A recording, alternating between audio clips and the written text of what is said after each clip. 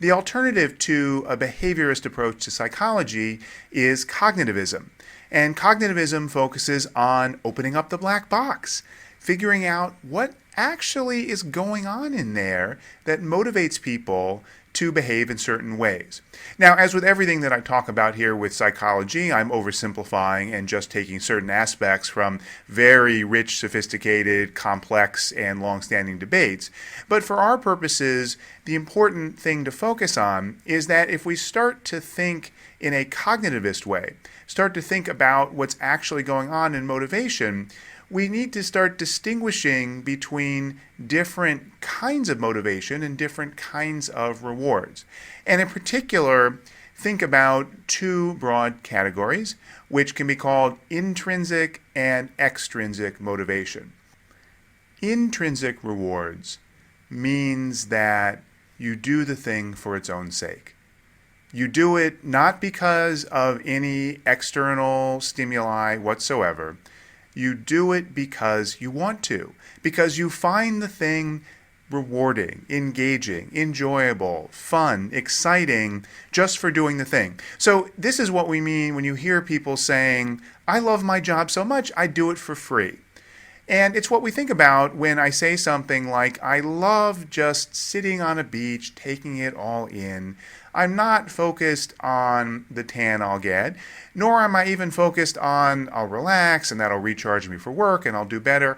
I'm focusing on I want to do this thing for this thing. And there are lots and lots of things that can produce intrinsic motivation. It varies for every person, and every person is different at different points in time. Some of us might find our families to be wonderfully intrinsically motivating. Some of us, at least sometimes, not so much. But the point is we can understand what it means to say about something, I'm doing it because I want to do it. I want the thing. I'm not focused on the consequences, the other kinds of benefits that I might get. And the second category, naturally, is extrinsic rewards. And extrinsic rewards means that you're doing something for some reason other than the thing itself. Might be money, might be fame and fortune, might be someone asked you to do it and you value that person. Maybe it's a family member, maybe it's your boss. The point is, whatever the reason is you're doing the thing, it's about the reward, not about the thing itself. Gabe Zickerman, who is a gamification consultant and conference organizer, talks about 4 different categories of rewards, which are predominantly different kinds of extrinsic reward motivators in gamification. And he talks about them as what he calls the SAPS framework, which stands for status, access, power, and stuff. And this is a useful way to think about the different kinds of extrinsic rewards that are frequently employed in gamified systems. The first one is status. We do it because we think that it will make us cool, that other people will value and respect the fact that we're doing this. And so if you're at the top of a leaderboard, then you accrue status. If you have the American Express Uber Black Card, you have status. Lots of things give people status, and gamification, especially when it involves things like leaderboards and so forth, tends to often have a status component. The second one is access. And here the notion is by doing the thing, you get some access to something that other people don't have. So, for example, if you answer lots of people's questions on a discussion board, you get access to an additional part of the discussion board. You get access to a special room or channel just for moderators. And maybe that's status, maybe that's a social network that you want. There's some reason why you feel like you're getting access to something new.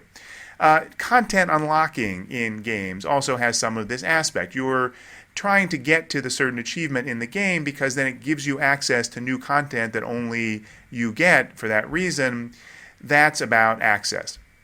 The third one, is power, and this means that you are enabled to do certain things as a result of your activities.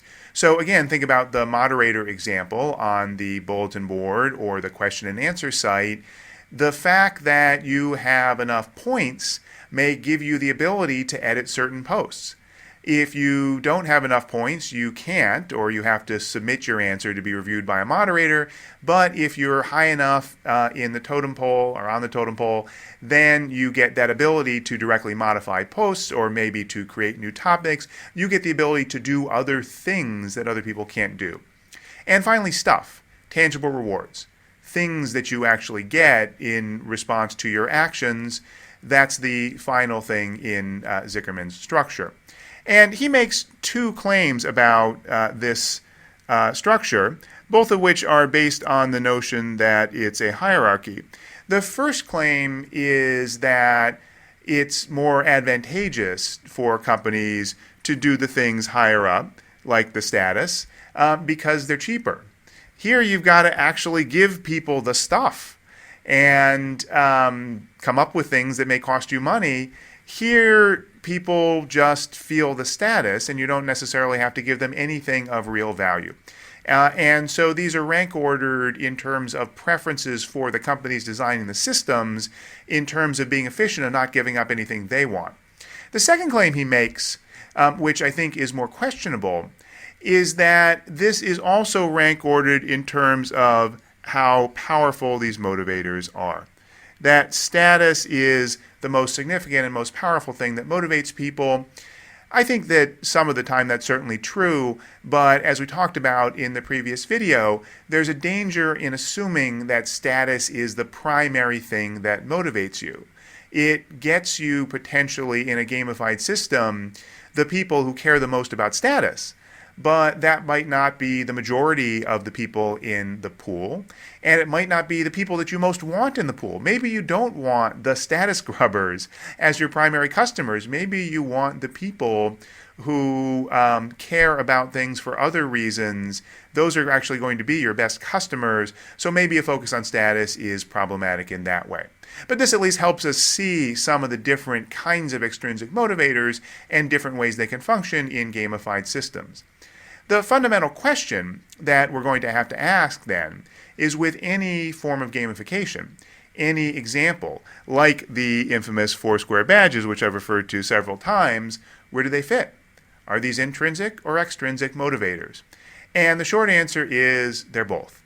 They can be one, they can be the other. It depends on the context. It depends on the system overall and what specifically is being rewarded and how it's placed within the system, whether it is something about status or about getting people some stuff or something else, or whether it's an intrinsic motivator. Maybe I get this badge here. I don't even know what this Mr. Bill is here, but it looks kind of fun. Maybe I get that just because it's fun, because I enjoy the thought of having a Mr. Bill logo on my profile page on Foursquare, not because of anything I get in any tangible or intangible way for it. I just like it. That's intrinsic motivation, and that can be the result of something like badges just as much as the extrinsic motivators. But as I've talked about, the behaviorist path towards gamification tends to miss that. It tends to focus more on the other kinds of motivators.